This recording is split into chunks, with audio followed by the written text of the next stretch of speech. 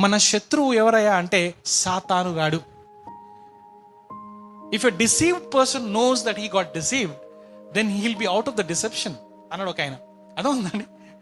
ఏందన్నా ఇది ఏం చెప్పినా నువ్వు అంటే, చూడండి, మోసపోయినోడికి నేను మోసపోయినా అని అర్థమైతే ఆ మోసంలో నుంచి బయటకు వస్తాడు. చాలాసార్లు ఏమవుతుందంటే, మనకు ఆ విషయం అర్థం కాక మనము ఏం చేస్తామంటే అసలు బైబిల్ చదువుదామని బైబిల్ ఇస్తామండి.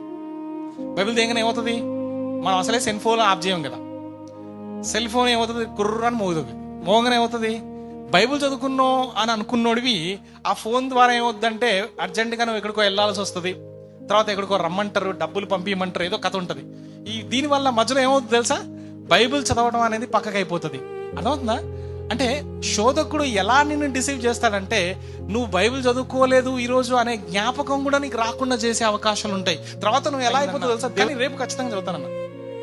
అర్థమవుతుందా?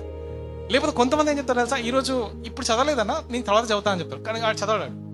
ఈరోజు మనం ఆలోచన చేయాలండి. ఈరోజు మనం ఓడిపోవడానికి గల కారణం ఏంటంటే, మనం ఏం చేస్తున్నామంటే సాతాను గాడికి అవకాశం ఇస్తున్నాం. సాతాను గాడి ఎప్పుడు తీసుకుంటారో తెలుసా అవకాశం. చూడండి, అవ్వమ్మంట ఆ పండుని చూసి ఎంత రమ్యంగా ఉంది అనుకోవటం తర్వాత వెంటనే సాతాను గాడి అప్పుడు ఎంటర్ అయ్యాడు. అలా ఉందా? ఇంతకుముందు వరకు సాతాను గాడి ఎంటర్ కాలేదు.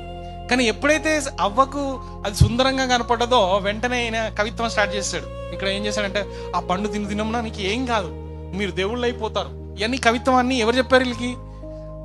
ఎప్పుడు చెప్పాడు? ఆ పండును చూసిన తర్వాత దురాశ గర్భం ధరించి పరిపక్వమై పాపమును గనెను అనే మాట ఉంటుంది బైబిల్లో. మనం ప్రాబ్లం ఏదైతే చూడొద్దంటామో, ఇప్పుడు ఉన్న యవనస్తులకు ప్రాబ్లం అదే. అరే పొర్నోగ్రఫీ చూడకంటారా బాబు అంటే దాంట్లో ఏముందో అన్నట్టు చూస్తాడు. భయంకరమైన శోధనలో పడిపోయే అవకాశాలు ఉన్నాయి ఈరోజు. అండ్ ఈ ఫోన్ ద్వారా భయంకరమైన పాపంలో పడిపోయే అవకాశం ఉంది. సోషల్ మీడియా చాలా కేర్ఫుల్గా ఉండాలి మనం.